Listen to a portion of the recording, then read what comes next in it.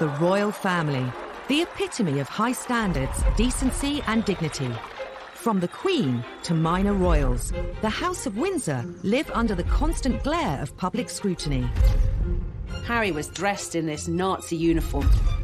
When that photograph was revealed and was published by the newspapers, all hell broke out. When they fall from grace, it's front-page news. The Prince of Wales was in fact in love with another woman. That exposed the whole fragile state of the marriage. Whether it's what they're saying... For Prince Philip to refer to them as having slitty eyes, I mean, that's completely unacceptable. How they're behaving. He had not enough to do. He was falling out of nightclubs, somewhat inebriated. Or who they fall in love with. He was divorced. She was a princess. The royal household were absolutely aghast. The media had an absolute field day when this relationship became public. This was a very racy royal girlfriend indeed. Royal scandals matter. The repercussions ripple through Britain. For the first time, you have a senior member of the royal family actually telling the world what is wrong with her marriage. Controversy can even cast questions over the crown itself. You think, well, why are we having a royal family if this is how they behave? Some royal scandals are beyond the palace's control, whether it's unwanted intruders. It was a huge scandal at the time, horrifying for a nation who expect their monarch to be better protected. Or troublesome in-laws. There will always be debacles with the Markles, and whenever they step into the light, they will cause another scandal. These are the stories that caused scandals at the palace, told by those that witnessed them. But the whole thing was embarrassing for the royal family. Not only did she wash her dirty linen in public, before it was washed, she held it up so everybody could see every little stain.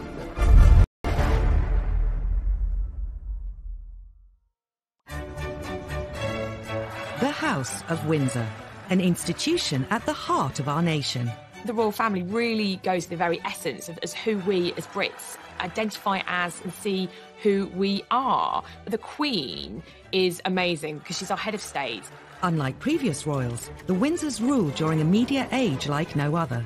The idea of that goldfish bowl, which the royal family live in, means that scandals are never very far away because the world is watching.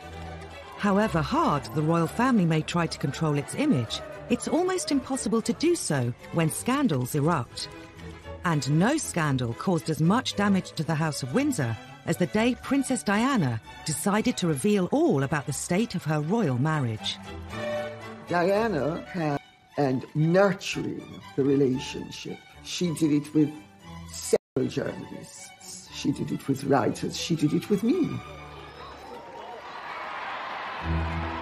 After their fairy tale wedding in 1981, Diana became the most scrutinized woman in the world.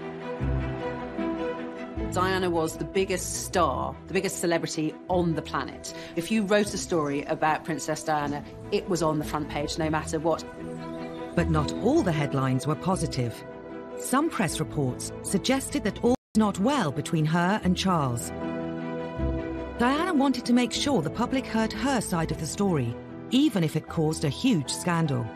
In 1992, she dropped a bombshell that would rock the House of Windsor to its core. She secretly cooperated on a tell-all biography with journalist Andrew Morton. Princess Diana felt that she didn't have a voice. She was trapped inside the palace, and people didn't know her plight. She was approached by Andrew Morton through an intermediary called James Colthurst. He acted as a go-between. Andrew Morton gave him the questions. James put the questions to Diana, and she answered them in a tape recorder, and the tape was given to Andrew Morton. Colthurst made repeated clandestine visits to Kensington Palace and taped several conversations with Diana.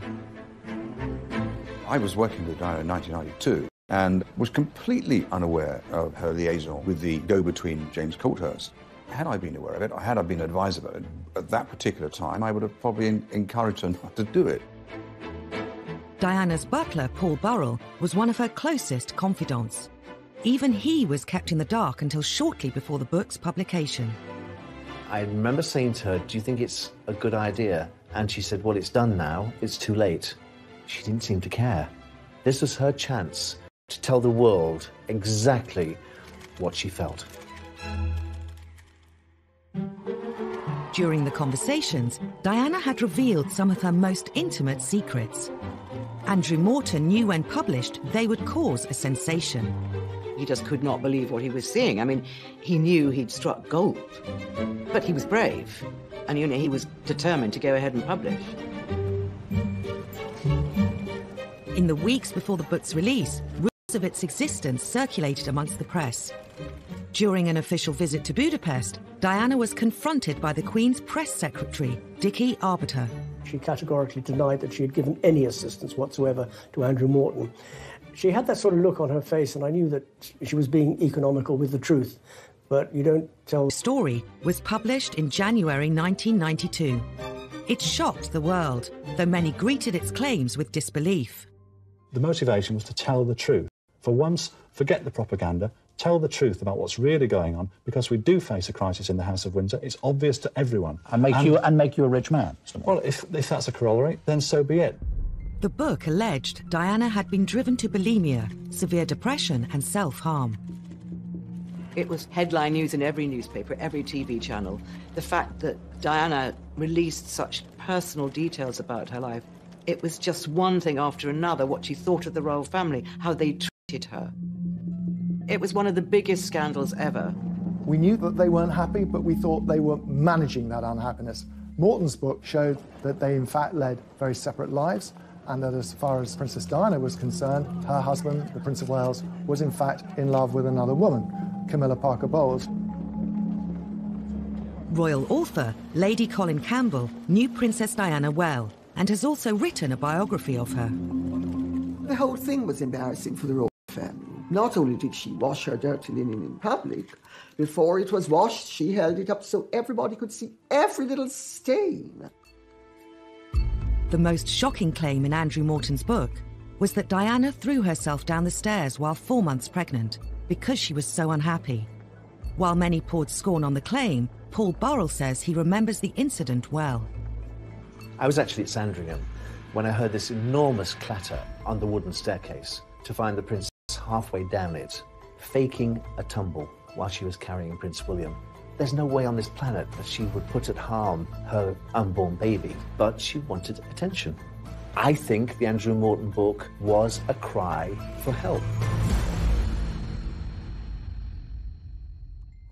Diana and Charles's marriage was under the spotlight like never before. So too his relationship with Camilla Parker Bowles. After Diana and Charles's separation, he decided it was his turn to bear all to the media. In an ITV documentary, he admitted he'd been unfaithful during the marriage, but only after it had irretrievably broken down. Now that Charles's affair with Camilla was public knowledge, Diana was determined to use the media to hit back again, with the biggest royal interview of all time. The princess always thought that revenge was a dish best served cold. Undeterred by the scandal that would inevitably ensue, once again Diana secretly collaborated with a journalist to broadcast her side of the story. During the summer of 1995, she'd been introduced to a young man working for Panorama called Martin Bashir, and heads of the palace. Diana and Martin Bashir would go on to hold a series of secret meetings. I used to go to White City and bring him back in my car in the boot, so that nobody would see him. Martin Bashir would relish the prospect of being brought into Kensington Palace in the boot, mysteriously, secretly. Diana eventually agreed to Martin Bashir's request to film an interview. But fearful Buckingham Palace would find out, she kept it a secret, even from her press secretary, Geoffrey Crawford. At the time, for her press secretary and for the Queen not to know that this explosive interview was being planned and then filmed and then broadcast without knowledge was an extraordinary breach of protocol. Paul Burrell had helped arrange Diana's meetings with Bashir, but she was obsessed with secrecy. It was a Sunday afternoon. The princess said, "You haven't seen your family this week. Why don't you go home and see your wife and children?" I thought, this is strange. I took the opportunity to go home. The coast was now clear.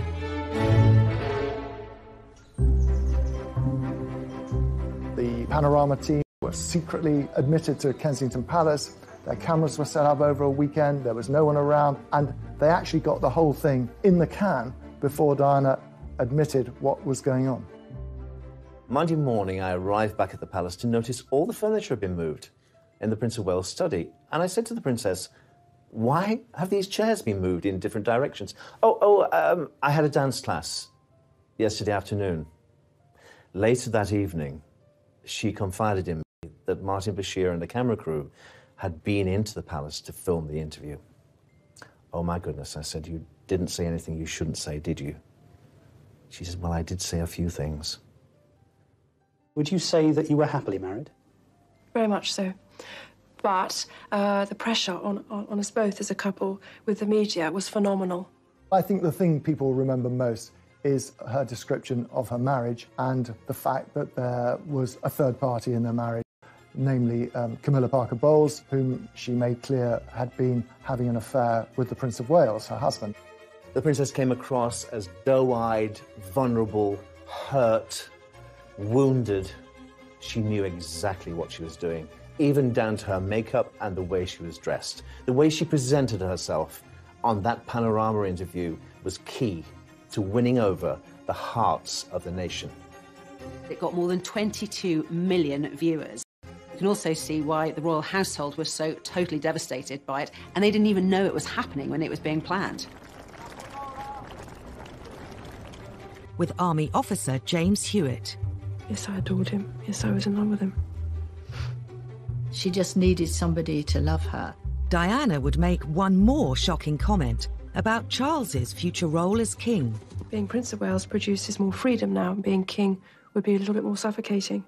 And because I know the character, I would think that the top job, as I call it, would bring enormous limitations to him. And I don't know whether he could adapt to that. Some think Diana was driven by an ulterior motive. The thing that people objected to, not only in the royal family, but in establishment circles, was how she had tried to deprive Charles of his rights to the throne. Her agenda was, if the Queen dies and Charles is out of the line of succession, William becomes king and she can work herself into the position of being regent. I mean, the whole thing was madness. Diana's interview made headlines the world over. The House of Windsor was under scrutiny like never before. So for the first time, it's in modern royal history, you have a senior member of the royal family actually telling the world what is wrong with her marriage, what is wrong with her husband, why I'm so unhappy in this, why it's about time that I left the royal family. That was the story. It was a story that nobody really expected would happen, but it did. A scandal could bring down the monarchy. Diana almost did. She wouldn't have been proud of that. But I think the royal family are only there for as long as people want them to be there. Diana's revelations were a watershed for the House of Windsor. However, she wasn't the only royal to court publicity and cause scandal. The Queen Mother in particular was incensed that in one fell swoop, Edward had managed to set them up to be complete laughingstocks.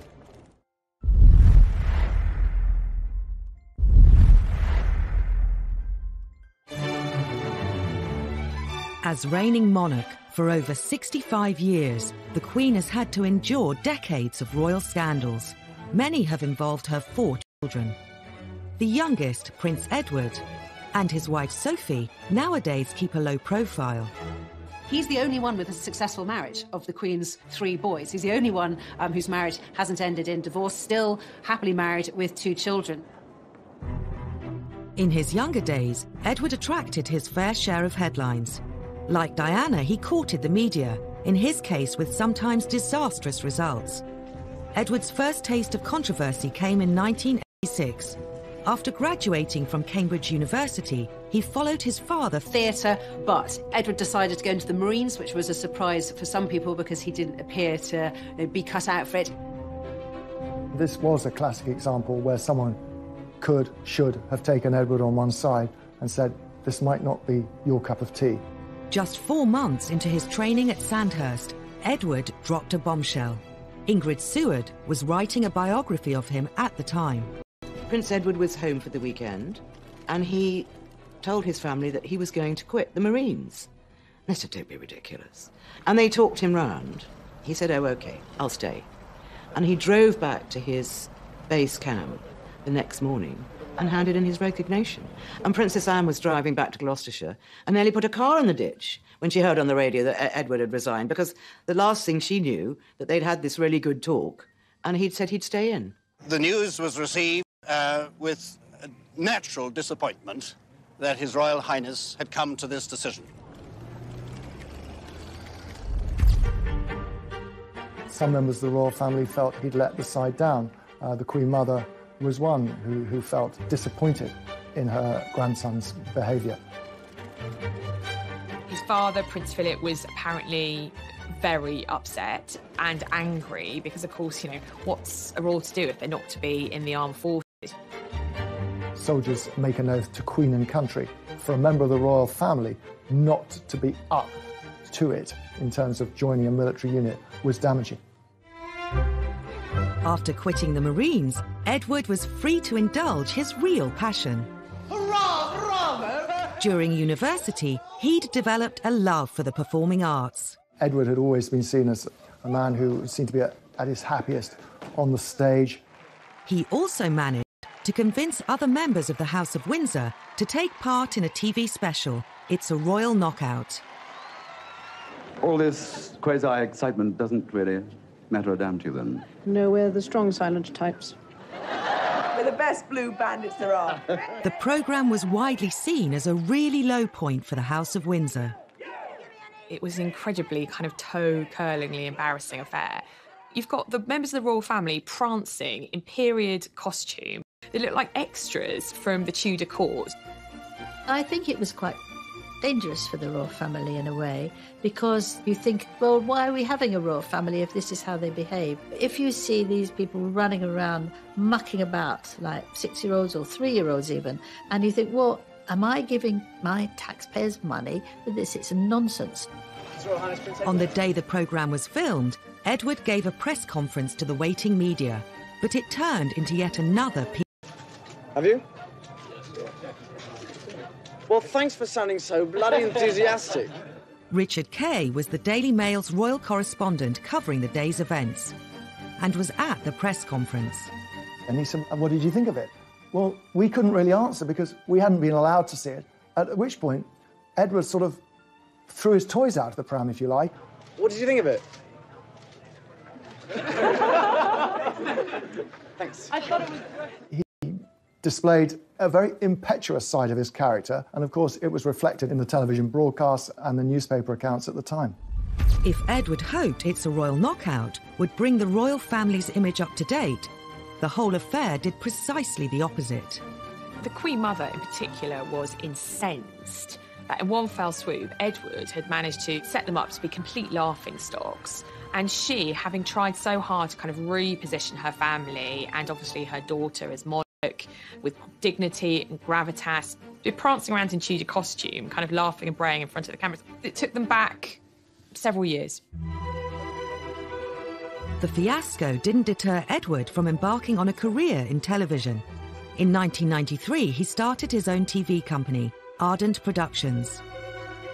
At the time, he made the mistake in saying, well, I'm not going to work on my royal connections, but practically every documentary he made had a royal connection.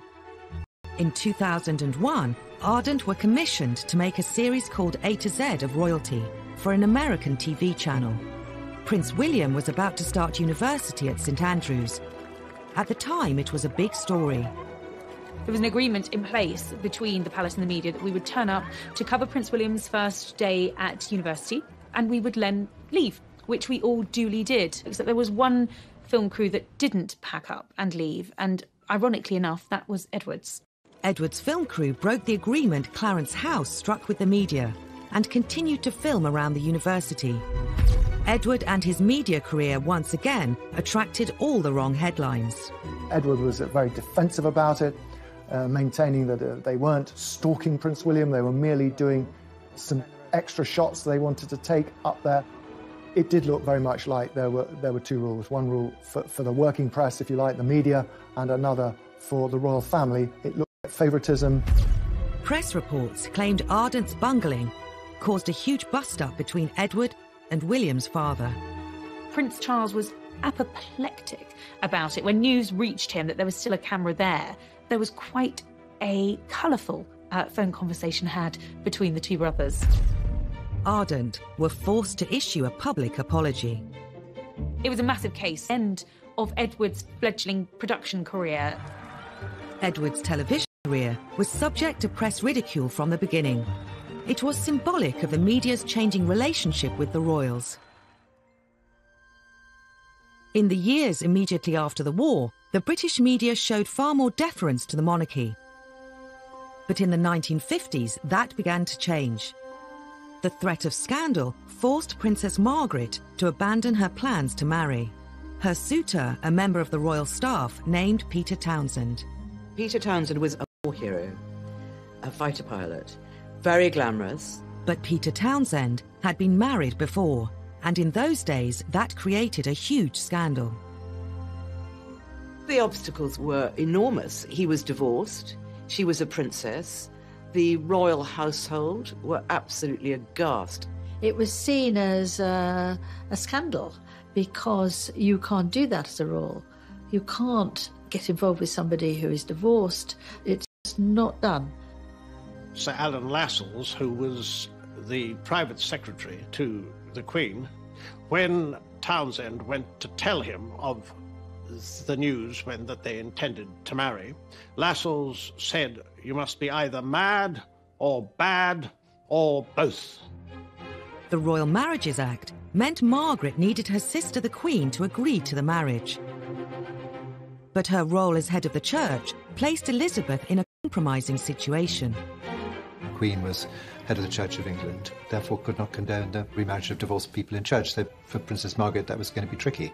Divorce was a dirty word. It was a dirty word in terms of the church. It was a dirty word in terms of government. In those days, the church did not recognise divorce. They knew it was happening, but they didn't recognise it. They didn't like it. As the church and the powers in the government pressed the Queen to oppose the marriage, the romance was about to become public knowledge. An eagle-eyed reporter saw Margaret brush a bit of fluff off Group Captain Peter Townsend's RAF tunic, and royals don't brush fluff off the hired help's tunic, and they thought, aha, there's something here. It was out in the open, they couldn't disguise it. That gesture of the bit of fluff went right round the world and was, in fact, a major story which led unquestionably to a crisis. This was a public display of affection which was very unwise. The press latched onto this enticing story. It offered romance, drama, and real danger for the House of Windsor. The country was hooked. Margaret was really the first celebrity royal. People were fascinated in her life, and she was dating someone who was quite a controversial character, and this was quite a racy royal romance, so it made the headlines. Unfortunately, the fact that he had been divorced was a big issue, and whereas a lot of people were privately sympathetic to Princess Margaret, there was still this huge issue hanging over it. The romance was doomed. Margaret was presented with a choice. If she married Townsend, she would have to give up her title as princess. She chose her duty to the crown. She issued a rare statement in which she said that she had decided not to marry Peter Townsend. She recognised that being Princess Margaret and given her place in line to the British throne, that actually it was a case of duty before self, and that was what she decided to do. It was the first of the post-war scandals to hit the royal family. It was a tragedy in many ways that Margaret hadn't been able to marry him. He was her first love, the big love of her life. The Queen's intervention quelled the growing controversy around Princess Margaret's love affair. But the damage to royal reputations was done, and the floodgates had been opened. The age of deference was over. The royal family was now fair game. Half a century later, tales of a tearaway prince would create more shocking headlines in the tabloid press. Prince Harry did have a very troubled adolescence. He missed his mother a lot.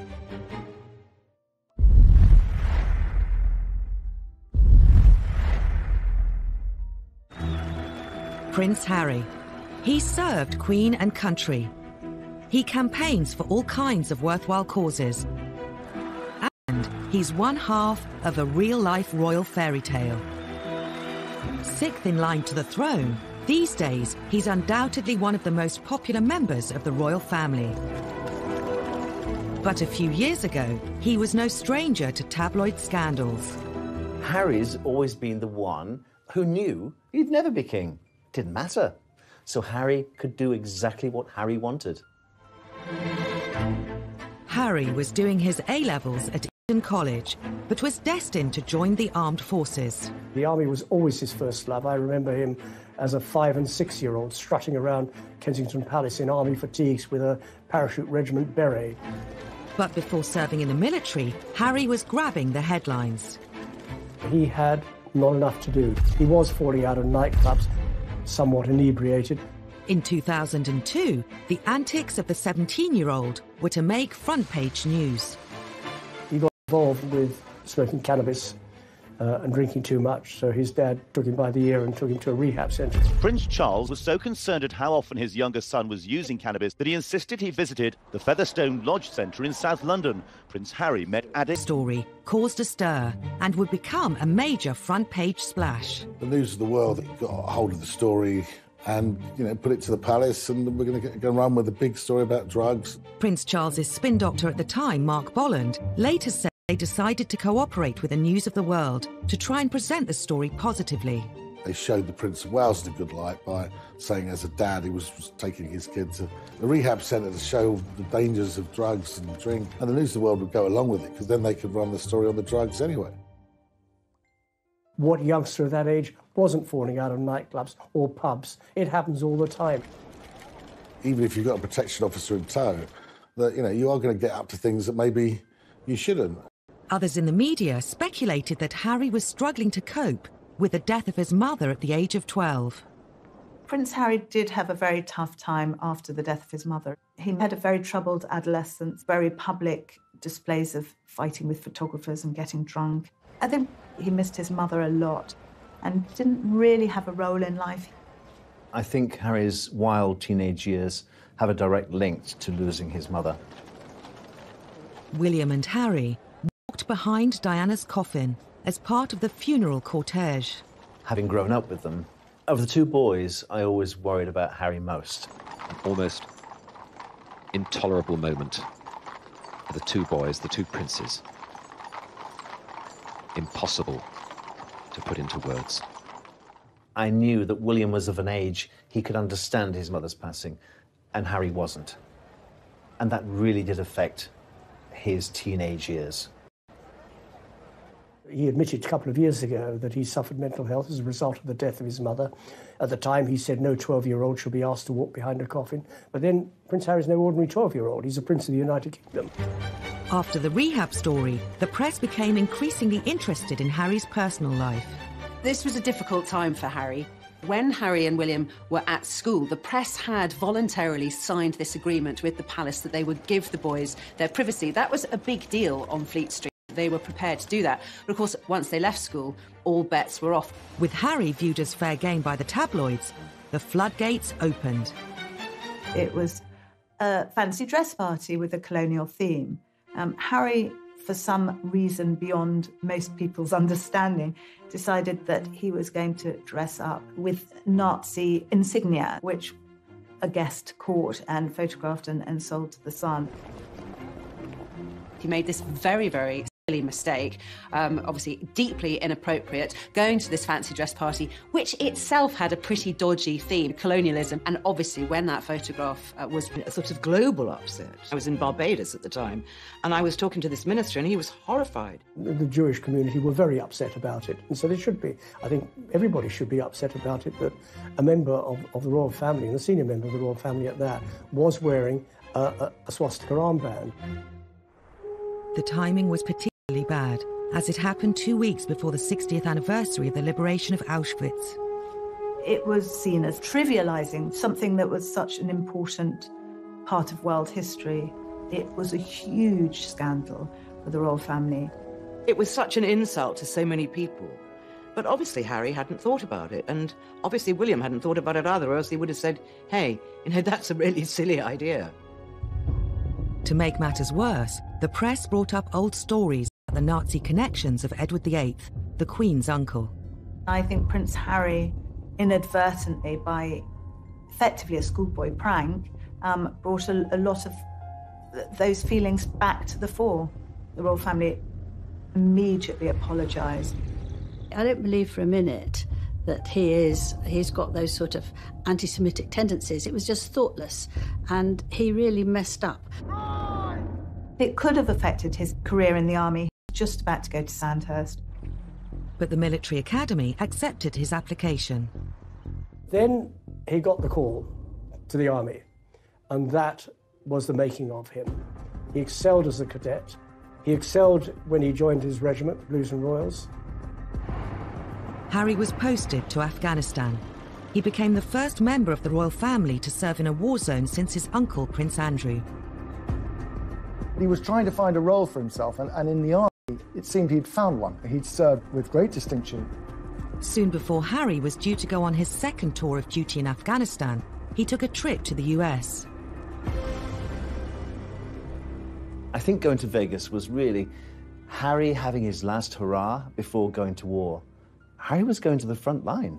In August 2012, footage emerged of Harry at a Las Vegas pool party surrounded by women in bikinis. He let off steam in a way which sort of raised eyebrows. I think that's at the very least.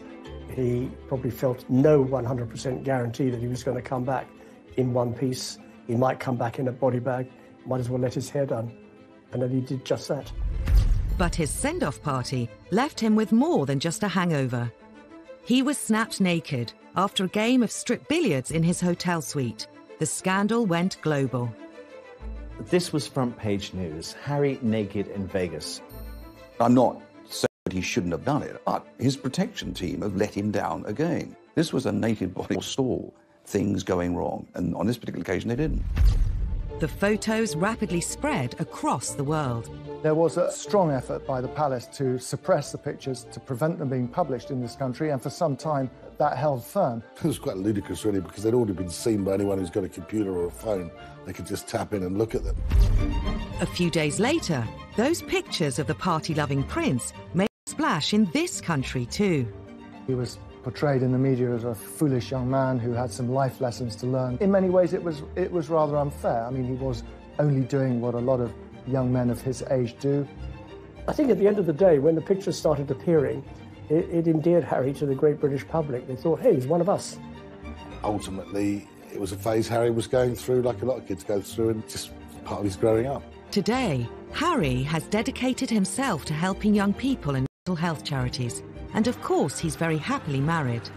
Some think Harry's wild days actually helped cement his place in the hearts of the public. I think the whole world love Harry. Welcome to Canada! They love a sort of bad boy who's become a good boy, and he's got a lot of charisma. Harry is a progressive modern royal. You either want the royals to be modern or you don't. If they're not modern, they're complaining about them not being modern. If they do modern things, then still complaining. You can't have it both ways. Prince Harry cares a great deal about how he's perceived. But the same couldn't be said of his grandfather. I think there's always a slight intake of breath whenever we used to see the Duke of Edinburgh on public engagements, because you never quite knew what he was going to say or do next. You don't sound entirely native. He does have an extraordinary ability to put his foot in it.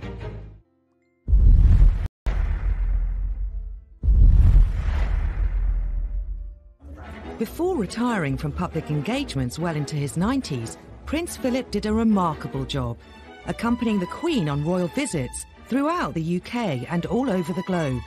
You've not seen the world's most experienced pluck on there. He's also known for his blunt sense of humour.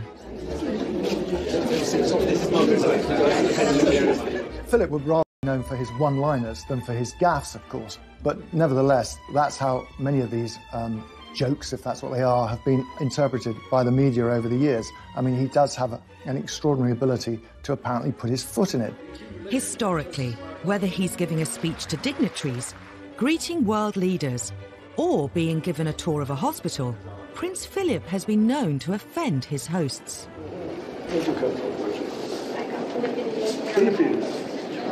like intake of breath whenever we used to see the Duke of Edinburgh on public engagements, because you never quite knew what he was going to say or do next. And that's led to a string of scandals and a huge array of headlines. The Duke of Edinburgh definitely has a reputation for being gaffe-prone. Some of them are funny. Thank you very much indeed for your kind welcome and for the very nice things you've said about me, and also for this excellent dinner. I can tell you that I'm prepared to grace almost anything for a meal like that. Some of them are very non-PC. Prince Philip today unveiled an award, but also at one point observed that a somewhat dilapidated fuse box looked as though it was put in by an Indian. And some of them are downright offensive. You don't sound entirely native. I just don't think he can help himself. He just says what he thinks. And I suppose in the 1920s and 1930s you could get away with that. Prince Philip is a law unto himself. I think it would take a very, very brave person to say, sir, by the way, can you just tone it down a bit? No one tells Prince Philip what to do, first and foremost. He is his own man. He says what he thinks and what he feels. At the centre of a storm, the Duke visiting Ely Cathedral today, saying nothing more about handguns. On his behalf, though, a lengthy apology from Buckingham Palace after he questioned the wisdom of new restrictions. He is trying to say the right thing, and sometimes it doesn't come out quite right. He's always taken the view that his role is an icebreaker. The Queen is actually remarkably shy. In 2013, Philip met Nobel Prize-winning education campaigner Malala Yousafzai. One thing about children going to school. They go to school because their parents don't want them in the house. Instead of putting people at ease, sometimes he puts them in the spotlight. In 2010, Navy Sea Cadet Elizabeth Rendell made national news when the Duke asked her if she worked in a strip club. He was with people in uniform. He's always much more comfortable with naval and army types, and he obviously felt secure in their surrounding that he could crack a joke. While people in the UK are used to his old-fashioned sense of humour, on the international stage, the Duke has sometimes threatened diplomatic relations with foreign countries. I don't think he means any genuine offence when he makes these one-liners, but unfortunately, he has offended nations and peoples around the world. In 2009, the Duke committed one of his most high-profile blunders when meeting Barack and Michelle Obama. Meetings with the Chinese, the Russians, David Cameron. Tell the difference between. I think Prince Philip asking whether you could tell the difference between Chinese, have a preponderance of saying something rude about the Chinese. In 1986, while on a state visit to China, Philip made arguably his most infamous and catastrophic blunder of all. They were behind the red flag of China for the very first time, a huge visit because of all the trade potential. And it went terribly well, up and until Philip's comment. He described Beijing as ghastly and then made further offensive comments about the Chinese people. I was there when he said to a group of students, if you stay here any longer, you'll get slit eyes. The students themselves weren't offended. However, the hosts were, and there was an enormous diplomatic mission undertaken to smooth things over. Of course, on the surface, everyone said they weren't offended at all, but we were always told that behind the scenes, things were very fraught. I don't think the Queen was overly impressed with that one. The Duke's gaffes may cause tension, but the press have always lapped them up. Some who know the royals feel Philip is treated unfairly. Prince Philip likes to relate to people on a human level. He tells jokes that are funny. What have you done wrong in the exile? But if you hijack the joke and take it out of its context, it can be misinterpreted. The problem is, when Prince Philip makes a gaffe, all the press are absolutely delighted because there they have their story. During royal tours, there's always somebody that goes off on what they call gaff watch. They follow Prince Philip to see if he says anything rude or inappropriate or racist. And he nearly always used to come up with some very funny remark. He can be a godsend to the media, but sometimes he does offend. Yeah, there's no doubt about that. There's some classics, like when he went to Australia. In 2001, the Duke was accompanying the Queen on a royal tour of Australia to help mark her Golden Jubilee. The Duke asked Aborigines if they still threw spears at one another. It was just one of those moments where people just didn't know what to say or where to look. This comment caused such uproar and such offence that the palace was forced to release a statement to make it very clear that the Duke had made these comments with a light heart and that no offence was intended. But of course, by that point, the damage had been done. He had hugely offended his hosts. In spite of, or perhaps because of, Prince Philip's infamous gaffes, he's remained very popular with the public. Well, Prince Philip is one of the most well-loved members of the royal family. He really was the kind of comedic companion to the Queen. He has been sort of a wonderful husband to the Queen, so supportive. Throughout. One essential ingredient of any happy marriage, and you can take it from me that the Queen has the quality of tolerance and abundance. Sometimes it's not just the reputation of the royal family that's on the line, it's their safety. When there's a lapse in security, it's not simply a scandal, it's a matter of life and death. She could have been knifed, she could have been suffocated. Anything could have happened to our monarch lying in her bed. Cuộc đời đua trên bốn bề giàu lo, nhiều lúc ước mơ rằng được phép nhiệm màu đưa tôi về thuở xa xưa, bay cao cùng cánh diều đùa chơi với đám bạn, hồn nhiên ngày thơ vui đua ngày tháng, để lòng tôi hân hoan dưới trời mây, ngày xưa dấu yêu còn đâu.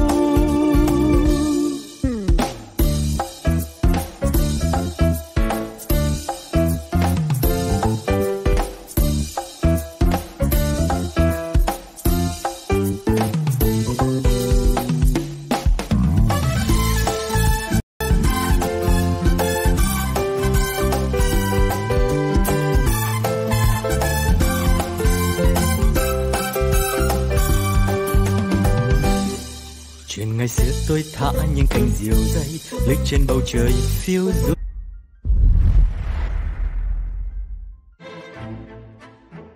While we're used to seeing the public lives of the royals, what goes on behind palace walls has always been more of a mystery. The royals have been hit by a number of scandals involving their personal security. Security scandals are scandals because this is our royal family. They're precious to us, and we want to keep them safe. Well, if we can't keep some of the most important people in the country, the Prime Minister, members of the royal family, alive, then what hope do we have for the rest of, hoi polloi? As stories have emerged of royal security lapses, they've given us a glimpse into the private lives of our royal family. In the early 1980s, an intruder at Buckingham Palace got dangerously close to the Queen. I think in this day and age especially, the security of the Queen is of the utmost importance, and we have to ensure that we do have the best security in place and protection for her. You would think that Buckingham Palace is one of the most secure properties in the land. You're wrong. 7 a.m. on a hot July morning in 1982. 33-year-old unemployed decorator Michael Fagan was suffering from severe depression after the breakup of his marriage. He found himself outside Buckingham Palace and spotted an open window. Back in the day, the security was there, but not enough. Fagan scaled the floor. He began wandering the corridors of the palace. Within minutes, he reached the wing housing the royal apartments, including the Queen's bedroom. He had managed to completely evade royal protection and security and get straight to the Queen. On his way in, Fagan had set off an alarm sensor, but thinking the alarm was faulty, the police silenced it. To make matters worse, the armed police officer, who should have been outside the royal bedroom, was away from his post. Fagan walked straight into the Queen's bedroom, where she was fast asleep. He could easily have killed the Queen in her bed, and that would have been it. He sat on her bed, and apparently she kept him calm by having a nice chat. Minutes later, palace police bundled him out of the room. Her Majesty told me the story personally. I said, well, that's extraordinary. Plus, he was gripping a broken ashtray and he was bleeding on my counterpane. All she was worried about was the bloodstain on her bedclothes. She wasn't worried about her safety at all. Anything could have happened to our monarch lying in her bed. She could have been knifed, she could have been suffocated. It was a huge scandal at the time, horrifying for nation who expect their monarch to be better protected.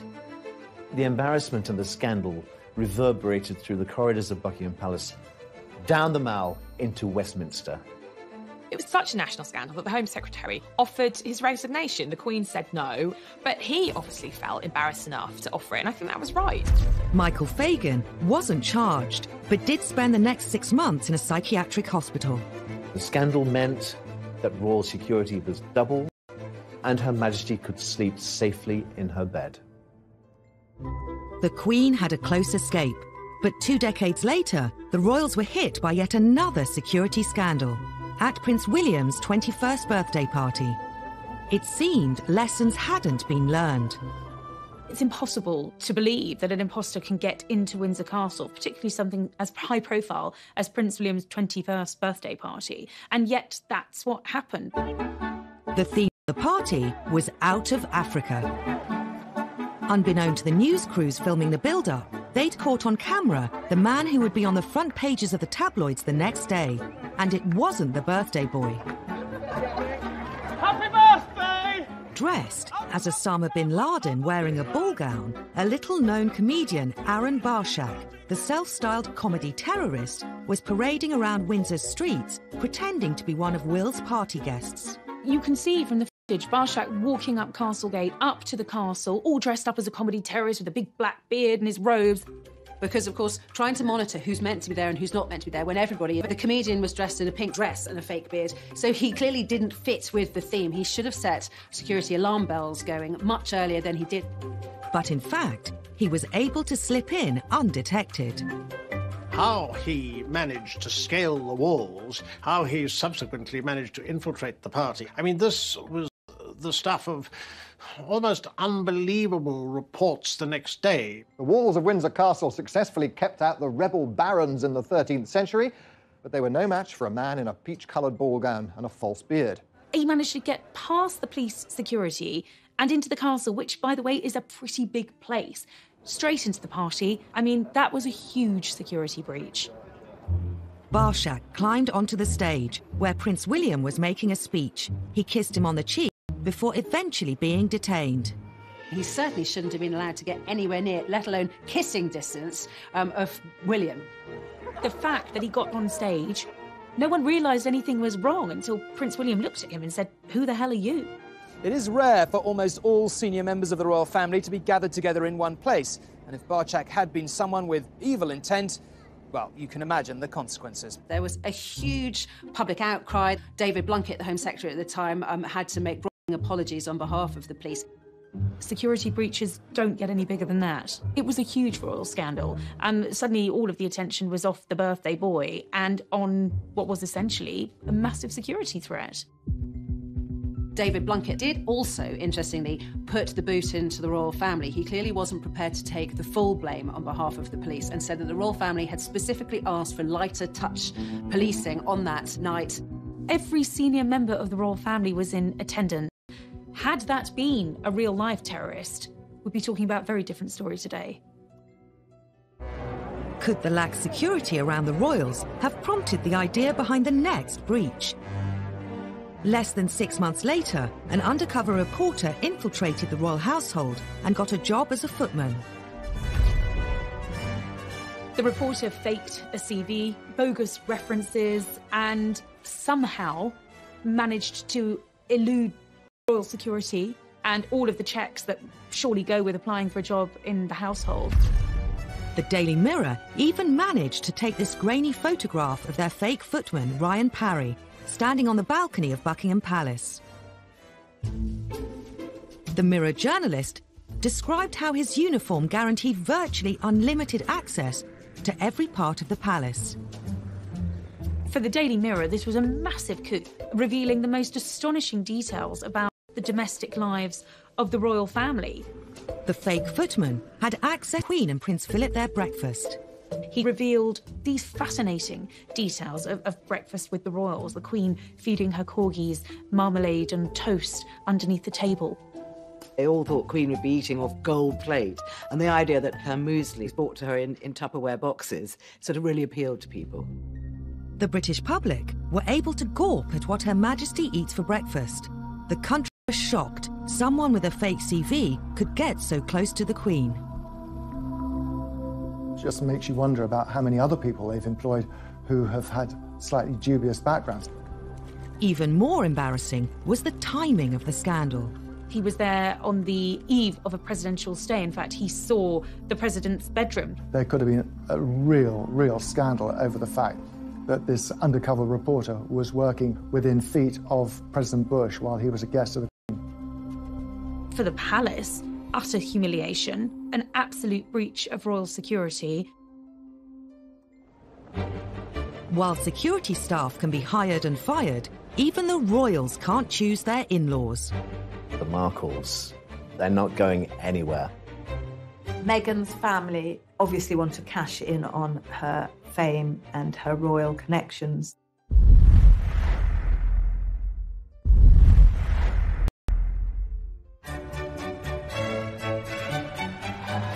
May 2018, Prince Harry married Meghan Markle in a fairy tale wedding, watched by the world.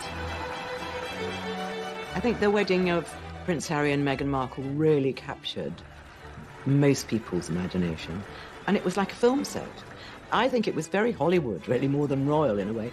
The whole country was excited at the prospect of having an American in the royal family. The royal wedding itself was like a giant street party. Everybody loved it.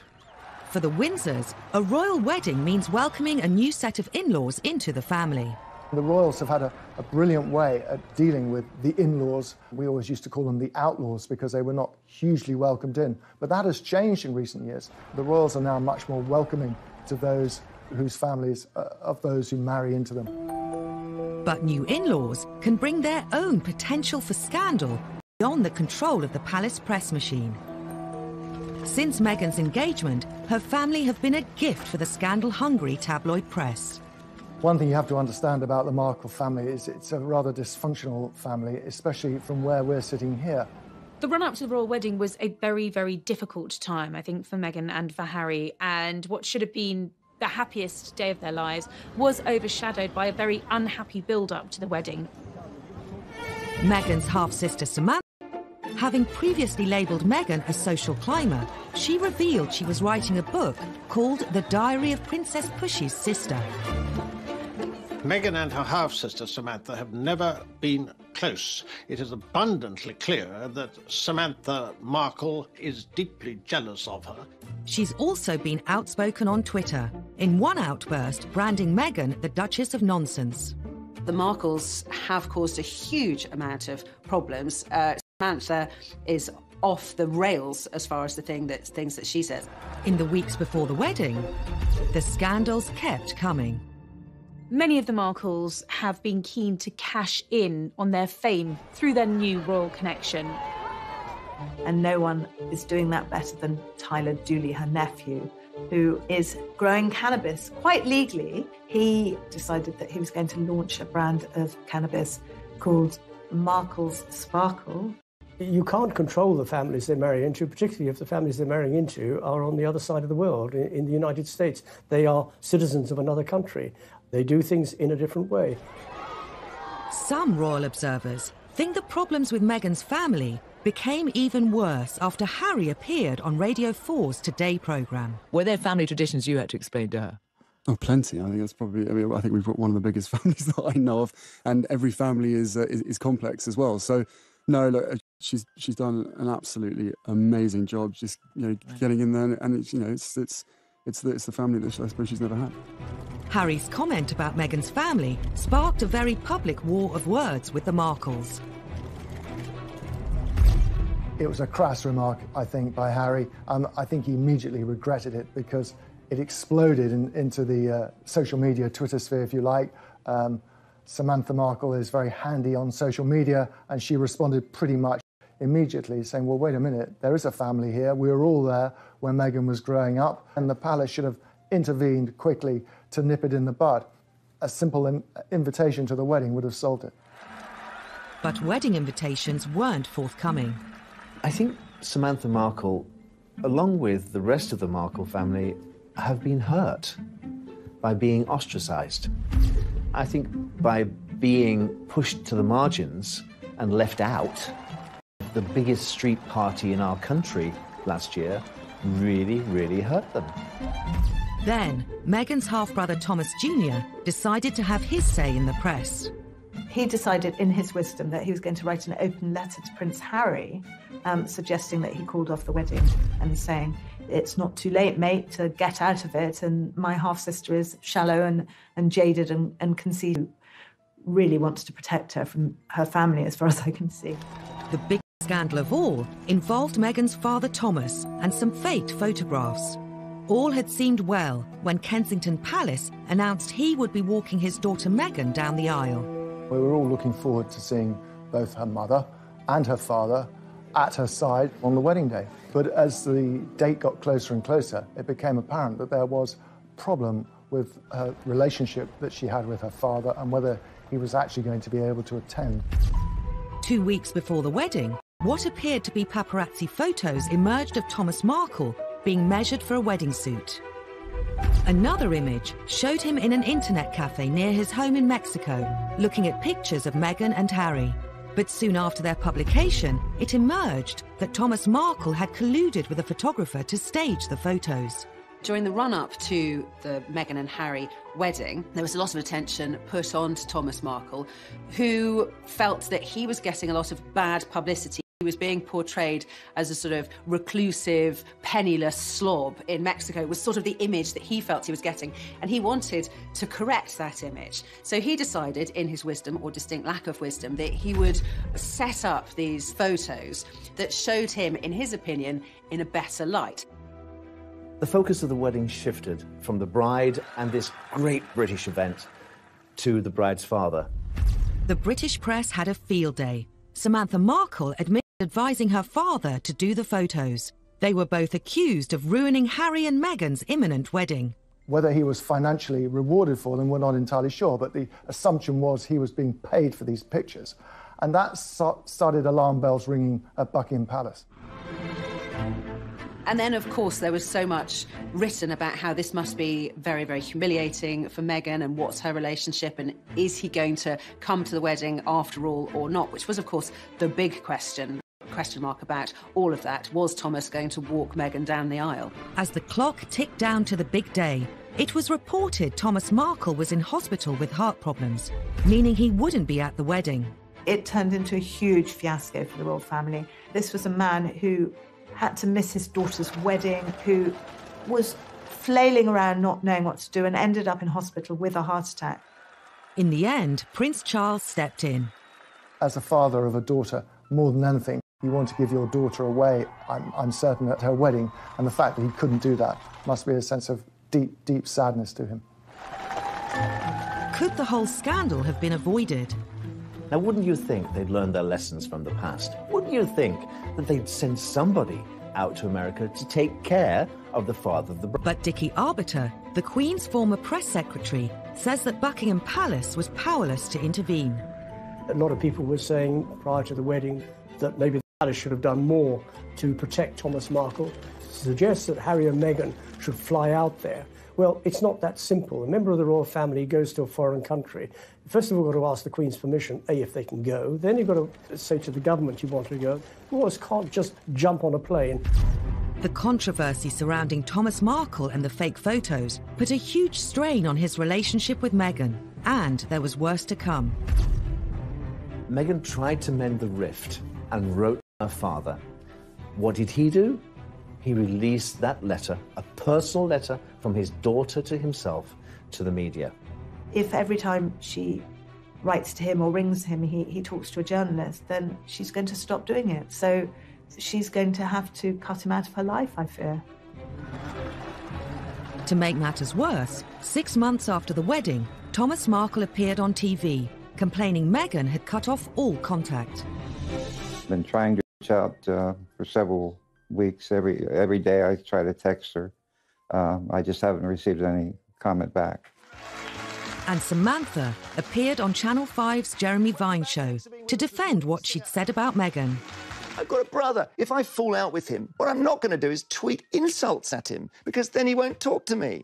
Isn't that how we all work with each other? What was going on that didn't make sense is that I really started to feel protective over our father. But why insult her? don't understand. Because he was being purposely ignored. Sure, but how does it help him to alienate Meghan? I don't understand. Help me understand.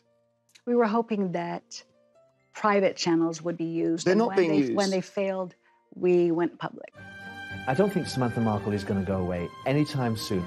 There will always be debacles with the Markles. They're not going anywhere. And whenever they step into the light, they will cause another scandal, another problem for Meghan and Harry. Next time on Scandals at the Palace. As the royals become more accessible, they also become easy targets, and often they're caught out on camera. And the thing which got her into hot water was that she could get access to Prince Andrew, her ex-husband, for £500,000. Where there are royals, a ferocious tabloid media, and a public desperate to know everything about them, scandals are never far away. The Iron Duke had turned into the Duke of Hazzard.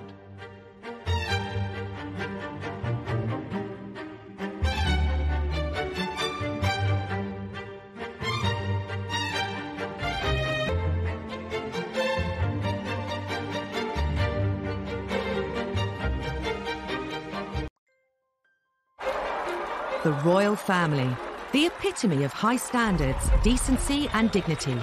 From the Queen to minor royals, the House of Windsor live under the constant glare of public scrutiny. Harry was dressed in this Nazi uniform. When that photograph was revealed and was published by the newspapers, all hell broke out. When they fall from grace, it's front-page news. The Prince of Wales was in fact in love with another woman. That exposed the whole fragile state of the marriage. Whether it's what they're saying... For Prince Philip to refer to them as having slitty eyes, I mean, that's completely unacceptable. How they're behaving. He had not enough to do. He was falling out of nightclubs, somewhat inebriated. Or who they fall in love with. He was divorced. She was a princess. The royal household were absolutely aghast. The media had an absolute field day when this relationship became public. This was a very racy royal girlfriend indeed. Royal scandals matter. The repercussions ripple through Britain. For the first time, you have a senior member of the royal family actually telling the world what is wrong with her marriage. Controversy can even cast questions over the crown itself. You think, well, why are we having a royal family if this is how they behave? Some royal scandals are beyond the palace's control, whether it's unwanted intruders. It was a huge scandal at the time, horrifying for a nation who expect their monarch to be better protected. Or troublesome in-laws. There will always be debacles with the Markles. And whenever they step into the light, they will cause another scandal. These are the stories that caused scandals at the palace, told by those that witnessed them. Well, the whole thing was embarrassing for the royal family. Not only did she wash her dirty linen in public, before it was washed, she held it up so everybody could see every little stain.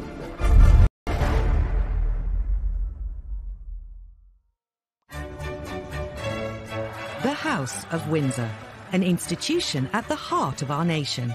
The royal family really goes to the very essence of as who we as Brits identify as and see who we are. The Queen is amazing because she's our head of state. Unlike previous royals, the Windsors rule during a media age like no other.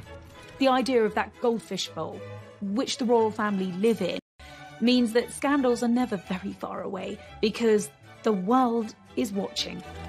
However hard the royal family may try to control its image, it's almost impossible to do so when scandals erupt.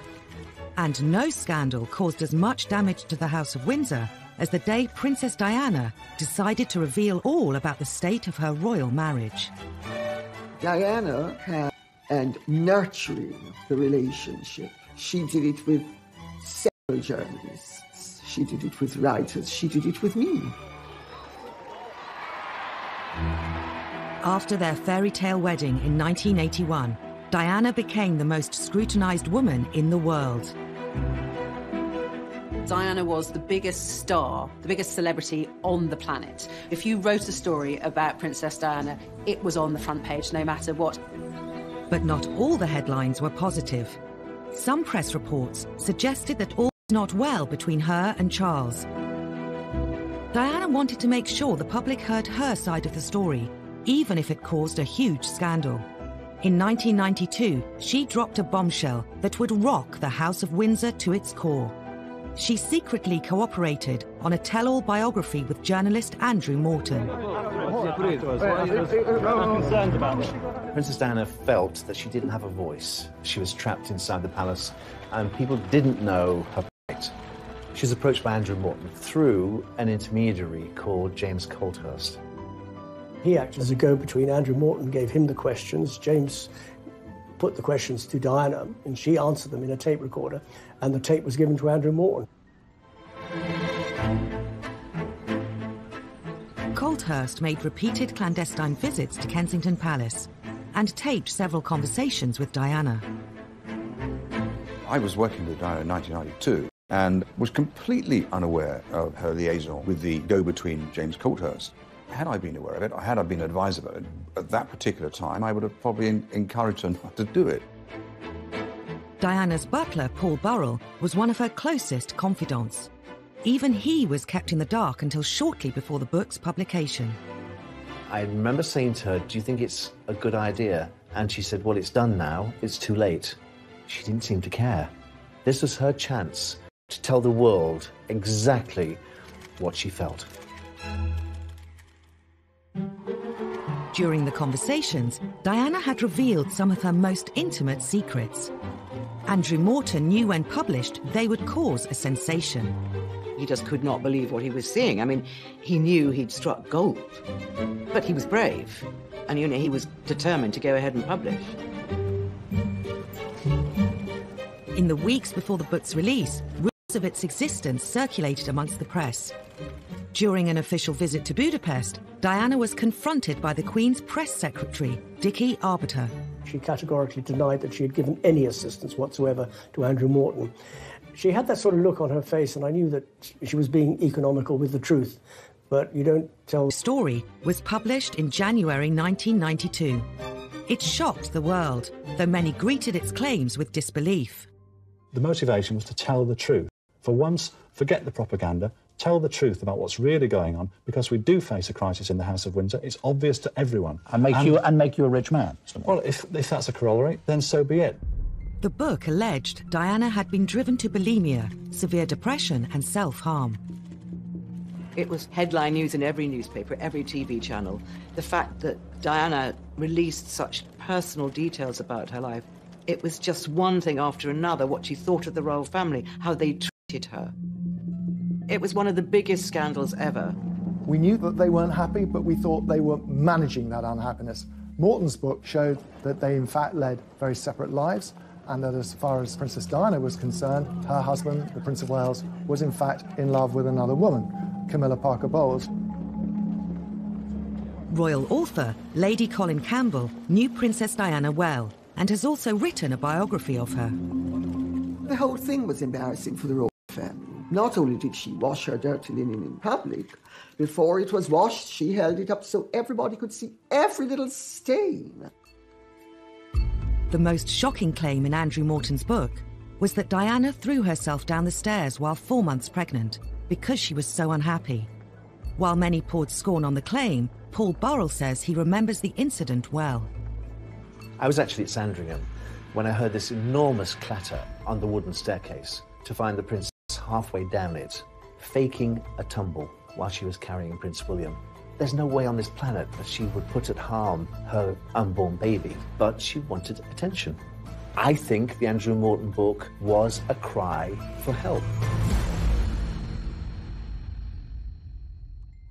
Diana and Charles's marriage was under the spotlight like never before. So too his relationship with Camilla Parker Bowles. After Diana and Charles's separation, he decided it was his turn to bear all to the media. In an ITV documentary, he admitted he'd been unfaithful during the marriage, but only after it had irretrievably broken down. Now that Charles's affair with Camilla was public knowledge, Diana was determined to use the media to hit back again, with the biggest royal interview of all time. The princess always thought that revenge was a dish best served cold. Undeterred by the scandal that would inevitably ensue, once again Diana secretly collaborated with a journalist to broadcast her side of the story. During the summer of 1995, she'd been introduced to a young man working for Panorama called Martin Bashir, and heads of the palace.